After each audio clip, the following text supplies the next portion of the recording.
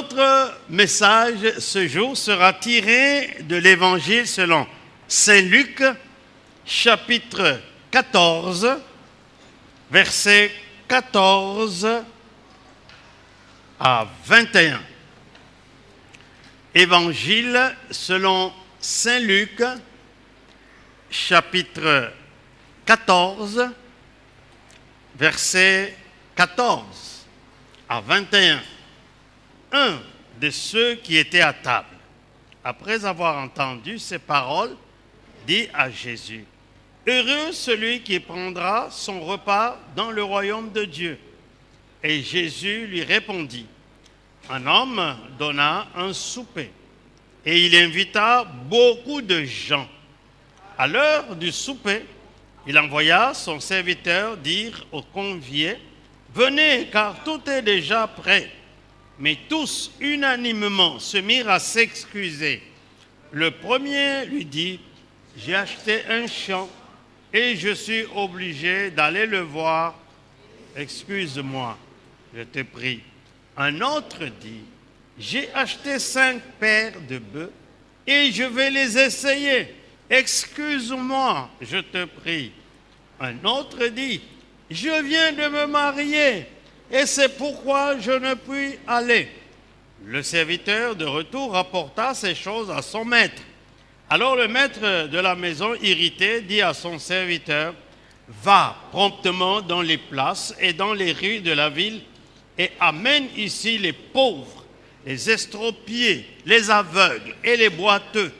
Le serviteur dit: Maître, ce que tu as ordonné a été fait et il y a encore de la place. Et le maître dit au serviteur: Va dans les chemins et le long des haies, et ceux que tu trouveras, contrains-les d'entrer, afin que ma maison soit remplie. Car je vous le dis, aucun de ces hommes qui avaient été invités ne goûtera de mon souper. Amen.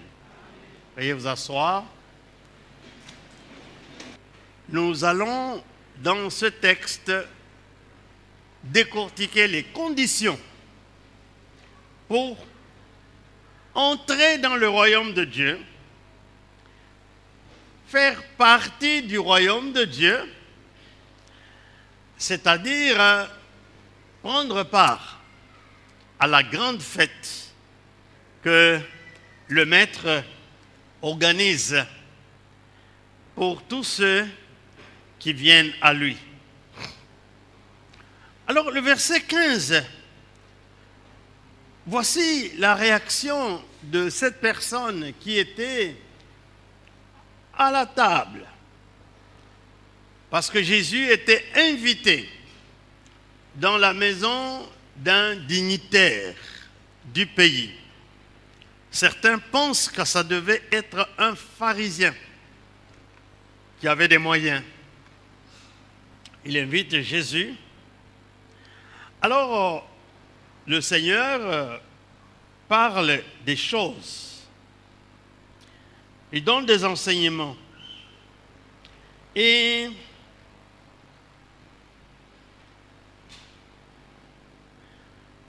sur le savoir-vivre, à partir du verset 7.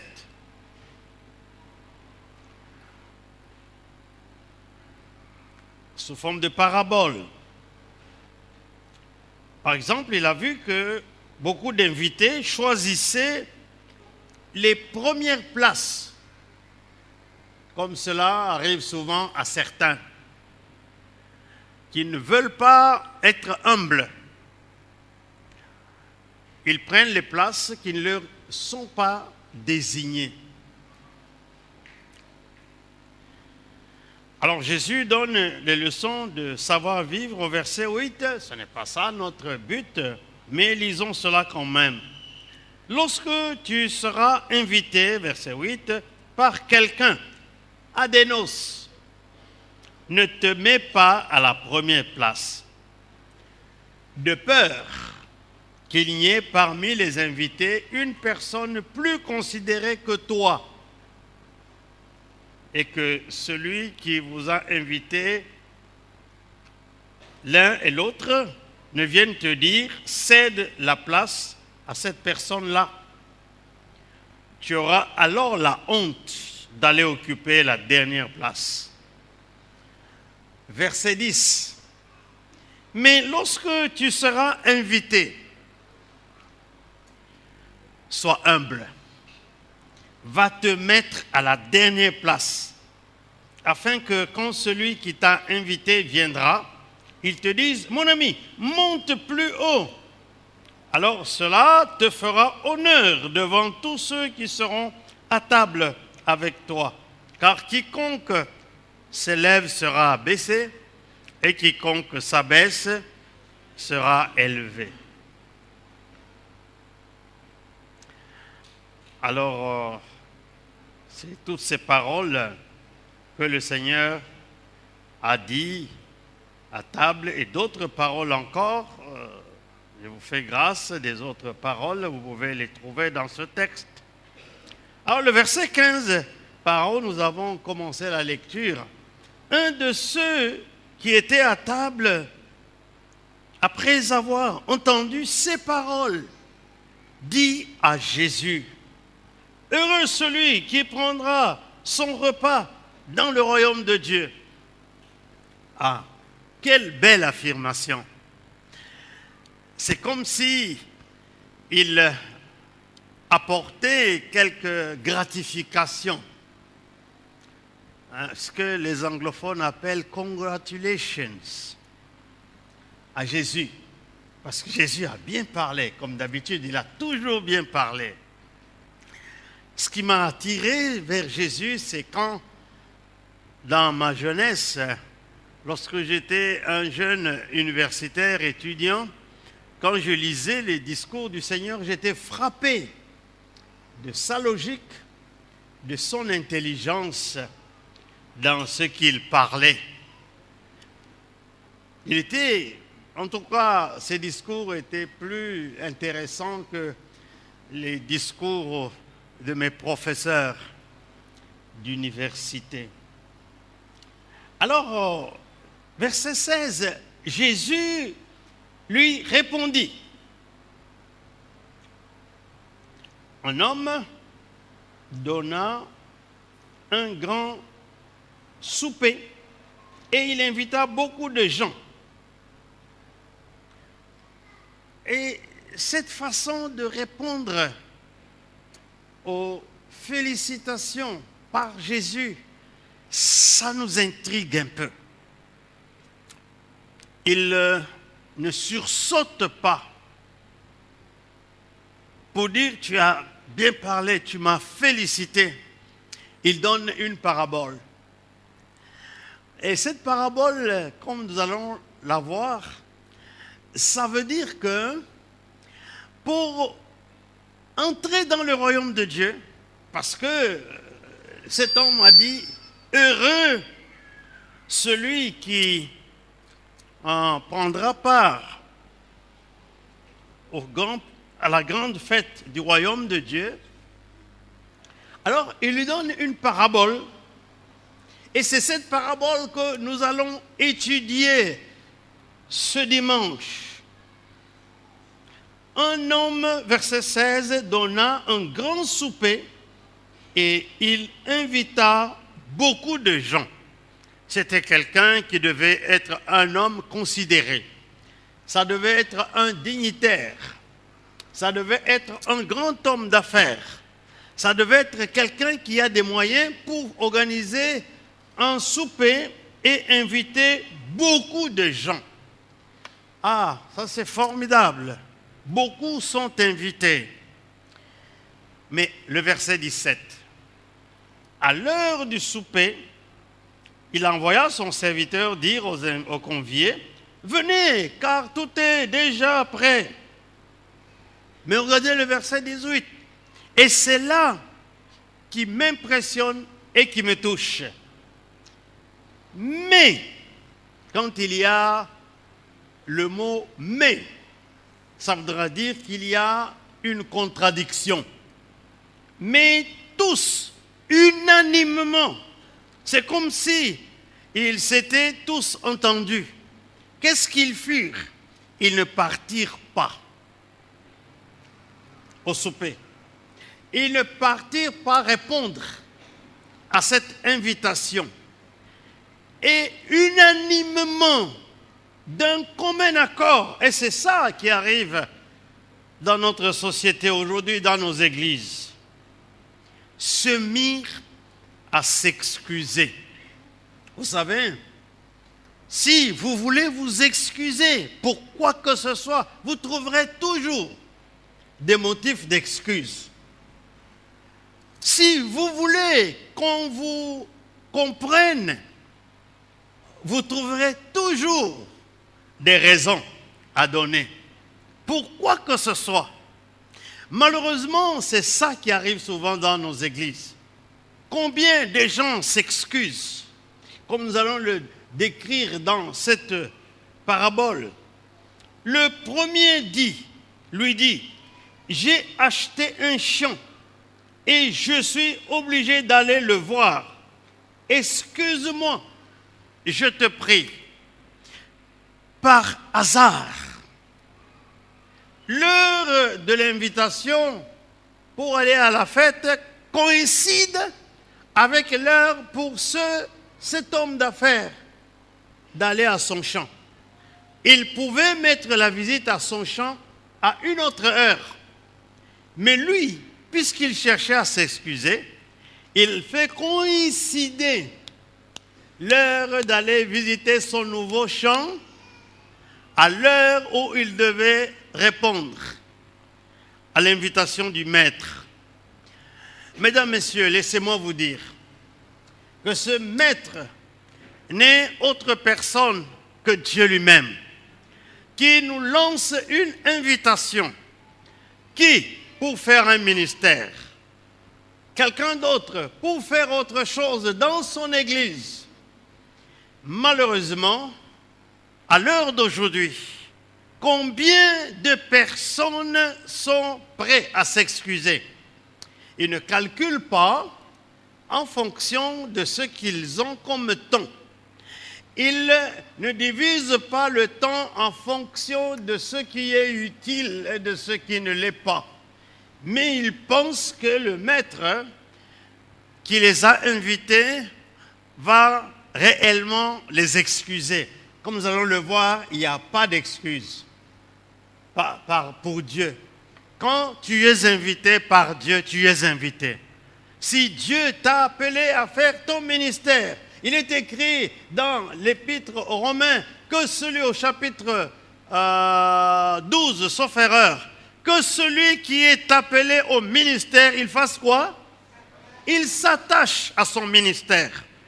Tu n'as pas d'excuse valable. Et tu es appelé à faire quelque chose dans l'église. Attache-toi à cela. Même si c'est un être humain qui s'appelle pasteur, qui t'a demandé de le faire. Il ne faut pas dire, ouais, maintenant, moi, je suis très occupé ces jours-ci, mon business, mes affaires, mes cheveux. Vous savez, dans notre pays, chez moi au village là, les églises pentecôtistes avaient décidé d'interdire aux femmes de tresser les cheveux. Pourquoi? Parce que, curieusement, à l'heure de culte, c'est à l'heure là que les femmes allaient se faire tresser les cheveux. C'est légitime. Elles ont donné comme priorité leurs cheveux. Maintenant, avec les mèches et les rastas, il y en a qui passent 2 jours, 3 jours, la tête est là. Mais si ton rasta, ça doit te prendre l'heure de ton ministère, alors tu t'es trompé lourdement. Je voudrais t'encourager à réfléchir à ta décision. Il dit, j'ai acheté un champ, je dois aller visiter mon champ. Comment se peut-il que l'heure de la visite de ton champ correspond à l'heure de ta présence au dîner? Est-ce que toi aussi, l'heure de tes tresses, de ton rasta, l'heure de tes business, l'heure de faire X, Y, Z, Tu ne le fais pas par hasard coïncider avec l'heure du culte. Oh, j'ai reçu des visiteurs à la maison. Mon oncle est venu d'Italie, il est venu d'Allemagne. Vous qui avez des oncles ici en Europe. Vous savez, quand quelqu'un vient me visiter, quand c'est l'heure de culte, je l'embarque au culte. Je lui dis, nous aurons à parler après le culte parce que pour nous autres, le culte est primordial. C'est prioritaire. Amen. Mais non, il a préféré coïncider l'heure de la visite de son nouveau champ à l'heure de l'invitation à la fête. Des nouvelles choses nous excitent toujours. Vous avez une nouvelle maison, vous voulez déménager. Parfois, je demande à quelqu'un, mais je ne te vois plus au culte. Oui, j'étais en train de déménager tout ce temps. J'ai dit, come on, ton déménagement, même le dimanche, tu ne peux pas choisir un autre jour pour déménager. Où tu mets l'invitation que le Seigneur t'a adressée pour venir adorer et prier Dieu. Le verset 20 et le verset 19. Un autre, parce que ce n'est pas une seule personne, c'est plusieurs. Parce que je vous assure, si tous ceux qui sont les membres de la Nouvelle Jérusalem se présentaient dans cette église, à l'heure de culte, on n'aurait plus de place. Mais, malheureusement, certains, sans se consulter, trouvent toujours des raisons. Il y en a qui ne trouvent de raisons que pour travailler la nuit. D'accord? Et quand il se réveille le dimanche, il est fatigué, j'ai travaillé toute la nuit. C'est légitime. Mais pourquoi tu ne peux pas travailler? Et quand c'est le samedi, tu dis, aujourd'hui, je me prépare pour demain. Vous savez, c'est des choses qui doivent commencer tôt. Lorsque je me suis converti, j'étais un jeune, 17 ans. Non, 18 ans. La fille qui m'a amené au Seigneur, elle était nigériane. Elle m'a dit, ton week-end, tu dois le mettre au Seigneur. Ce qui fait que quand on arrivait samedi, je ne sais plus si c'était samedi ou vendredi à minuit, j'arrêtais tout pour me préparer au week-end. Nous avons un professeur dans notre faculté de théologie ici. C'est un hébreuciste. C'est-à-dire il enseigne le cours d'hébreu. Même le téléphone. Le samedi, il ne répond pas. En fait, il décroche son téléphone depuis vendredi à minuit. Parce que c'est le sabbat qui a commencé. Et si vous l'appelez, c'est jusque lundi. Il va vous répondre. J'ai vu ton appel. Et curieusement, c'est un Congolais. Est-ce qu'il y a des Congolais sérieux? Oui, il y en a. Mais 99% de ceux qui ne sont pas sérieux ont avili l'image du Congolais dans tous les sens. Mais moi, j'avais appris que le samedi à midi, plutôt à minuit, je dois tout arrêter pour me préparer pour dimanche. Pourquoi faire? Méditer la parole, prier la prière, chercher des sujets, et si je dois présider mon culte, me préparer et m'organiser, parce que je trouve que c'est une affaire très sérieuse que de répondre à l'invitation de Dieu. Malheureusement, beaucoup de nos chrétiens ne trouvent pas cette invitation sérieuse, alors ils se donnent toutes sortes d'excuses et ils pensent que Dieu les excuse. À la fin de ce message, nous allons voir que Dieu ne t'excuse pas. Tu seras jeté en enfer. Tu vas rôtir dans la fournaise ardente. Parce que nous disons à partir du moment que nous autres évangéliques, je ne fume pas, je ne bois pas d'alcool, je ne fais pas l'adultère, je ne fais pas ceci, j'irai tout droit au ciel. Non! Regarde maintenant ton engagement dans cette invitation que que Dieu t'a adressé. Un autre, au verset 19, j'ai acheté 5 paires de bœufs et je vais les essayer. Excuse-moi, je te prie. Encore une raison tout à fait légitime. Ceux qui ont déjà acheté de nouvelles voitures ici en Europe savent que quand tu amènes ta voiture nouvelle de garage, tu as envie d'aller tester sur les autoroutes pour voir les vitesses, pour voir comment ça va décoller. Parfois, cette nuit-là, tu ne dors pas parce que tellement ton cœur va à une nouvelle voiture. Et à l'époque, quand j'achetais une nouvelle voiture, j'embarquais tous mes enfants, ma femme là-dedans. Et nous allons faire le tour de l'Europe. On allait à Anvers, on allait en Allemagne, on allait en France, à Paris, on allait à Strasbourg. Je vous assure, nous avons fait beaucoup de routes en Europe. Je ne le fais plus maintenant parce que je n'ai plus du goût à cela. Amen.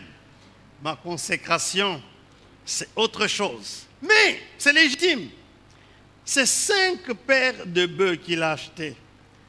Encore une fois, il pouvait les tester à un autre moment. Est-ce que tu ne peux pas différer tes rendez-vous pour un autre jour? Est-ce que tu ne peux pas mettre un autre moment? Ce que tu veux qui te tente, qui te fait battre le cœur pour être présent à l'invitation de Dieu. Le 3e, verset 20, un autre dit, je viens de me marier et c'est pourquoi je ne puis venir, je ne puis aller. Le mariage, quelque chose de formidable. Mais vous savez, s'il y a quelque chose qui fait souffrir nos ministères et l'Église, c'est cette période que nous avons atteinte. Juin, juillet, août, septembre. L'équipe de louanges, quand c'est le mariage, ils sont tous là, pompeusement parés, pour faire plaisir. Mais le lendemain, le dimanche, ils ne sont pas là. Certains ont été jusqu'aux petites heures.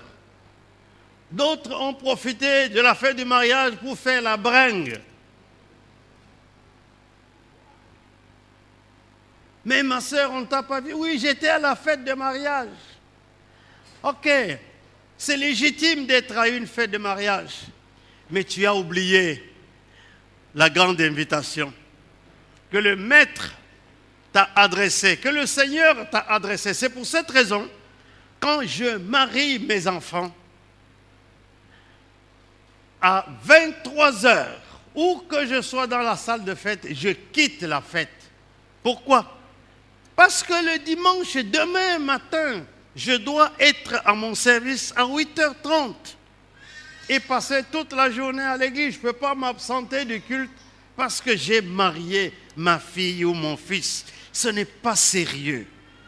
Je ne suis plus en ce moment-là un officier du Seigneur, quelqu'un qui est appelé par le Seigneur. Le dernier mariage, je ne sais plus, non, c'était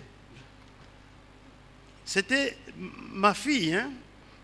J'ai invité mon voisin, un blanc, tout blanc. Mais lui, il est né au Congo. Il a vécu au Congo jusqu'à ce qu'il a atteint l'âge de 25 ans. Il parle swahili sans accent. Alors, c'est mon voisin de quartier. Je lui dis, mais tu viens te plonger ce soir dans la fête du mariage de ma fille. Il est venu. Hein, mon voisin, je l'ai vu danser. Ouh, un vrai Congolais, il se jetait là. Et alors, quand il était 23 heures, je suis venu lui dire, je dis, voisin, je dois rentrer, tu viens avec moi. Il dit, ah non. Il y a la fête ici, hein? Je ne pars pas. Il est resté. C'est normal, lui n'a pas d'invitation.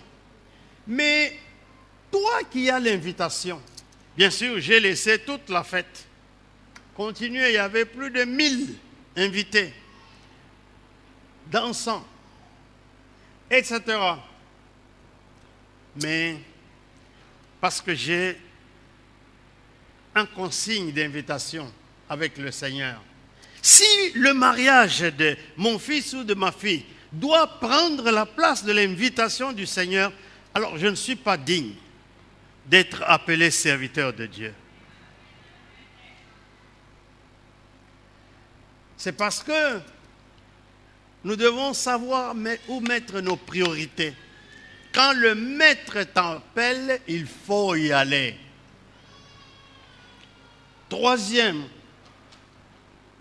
je me marie. Il pensait que cela est une raison. Et beaucoup de gens qui se marient, le dimanche là, nous voulons les présenter à l'assemblée. Ils ne se présentent pas. Parce que ils ont été avec la famille, ils ont dansé jusqu'à ce que, quand on était des étudiants, on disait, on va boire jusqu'à voir le fond du verre. Or, la bière coule à flot. Hein? Alors, on est là. Et je me rappelle, un jour, à Lubumbashi, mon grand frère m'avait amené danser. Et il voulait partir. J'ai dit, non, moi je reste, je suis en vacances. Et quand je sors dehors, je demande à quelqu'un qui avait la montre, quelle heure il est, monsieur? Il me dit, oh, il est 8h30 le lendemain matin. Oh, c'est pas possible. Bon, je n'avais pas de responsabilité. Je n'étais qu'un élève au secondaire. Et surtout que mon école était en brousse, là où il n'y avait pas de détente. Je reviens à Lubumbashi et je trouve que c'est la fête. Mais maintenant, que ce soit à Lubumbashi ou à Kinshasa ou que ce soit ou à Bruxelles, le jour de l'invitation du Seigneur est prioritaire. Amen. Le quatrième, ouais, c'est ça le verset 20. Alors, le verset 21, je parle de cela parce que la plupart des chrétiens, à notre honte, ne sont pas sérieux vis-à-vis de cette invitation. Je dirais même, nous nous montrons indignes de l'invitation. Oui, quand tu es âgé, tu peux faire juste un culte et puis tu rentres chez toi parce que ton corps ne supporte plus. Mais si tu es jeune, fort dans ton corps, pourquoi tu ne ferais pas de service? Consacrer le dimanche comme ton jour de fête, mais une fête spéciale du Seigneur, être là depuis le matin. Les gens me disent, mais pourquoi tu dois faire tous ces services? Je dis, c'est ça mon appel. Si je dois mourir dans le culte, je préfère que je meure dans le culte. Au moins, les gens diront, cet homme-là a aimé tellement son appel, il s'est consacré à Dieu, et que dans le culte, épuisé, il est mort. Ce n'est pas grave. Je serai accueilli par les anges. Amen. Alors, soyons sérieux dans notre appel. Verset 21, nous continuons. Le serviteur de retour apporta ces choses à son maître. Alors, le maître de la maison, irrité, dit à son serviteur, est-ce que vous savez que notre nonchalance, notre négligence, nos excuses que nous donnons tout le temps ça énerve Dieu. Le maître irrité. Est-ce que Dieu se fâche? Oui, il se fâche contre ceux qu'il a invités. Comme toi, comme d'autres encore. Et c'est quand même quelque chose de triste de voir que dans nos ministères, certains se présentent aujourd'hui. 2 jours après, on ne les voit plus. Et puis après, ils réapparaissent comme des revenants dans le ministère. Et le responsable du ministère n'a rien à dire. Il ne faut pas lui faire des remarques parce qu'il est dans son droit. Non, je voudrais te dire, tu n'es pas dans ton droit. Si tu ne prends pas ton appel et ton ministère au sérieux, tu dois être là. Il n'y a pas de raison que tu apparaisses comme un fantôme. Tu viens aujourd'hui, demain tu n'es pas là. Alors le maître fut très irrité parce que ces gens qui ont été appelés n'ont pas été dignes. Ils ont donné des excuses, soi-disant. Mais savez-vous que Dieu n'accepte pas nos excuses? Quand Dieu nous appelle, il sait que nous avons des engagements. Il sait que nous avons un travail que nous effectuons. Il sait que nous avons des enfants que nous devons encadrer. Il sait.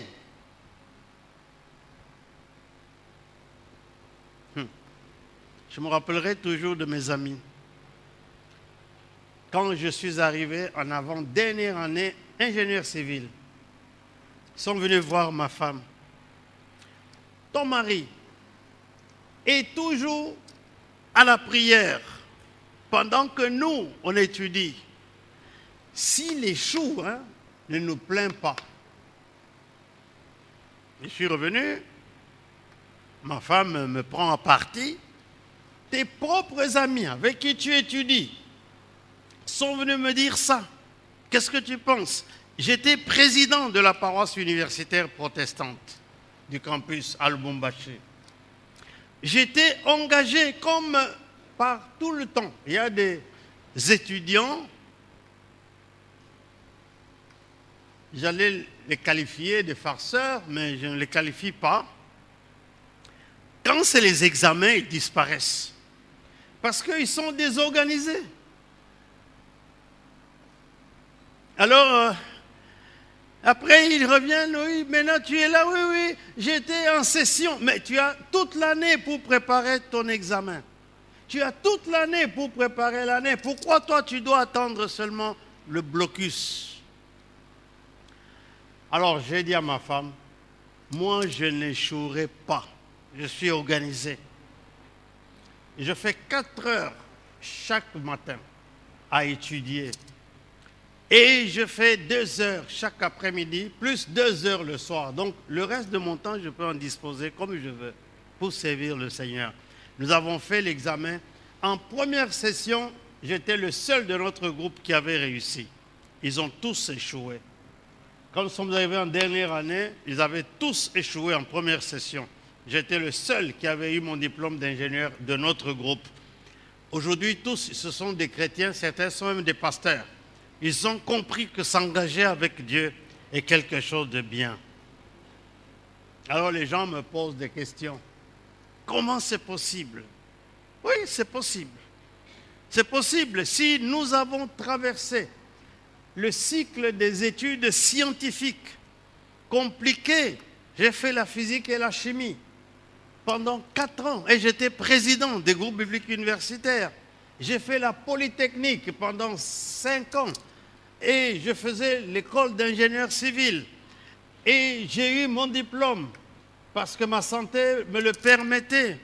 Est-ce que c'est un miracle que de réussir et de servir Dieu sérieusement pendant les études? C'est parce que nous, chrétiens, nous ne sommes pas sérieux. Nous négligeons notre invitation.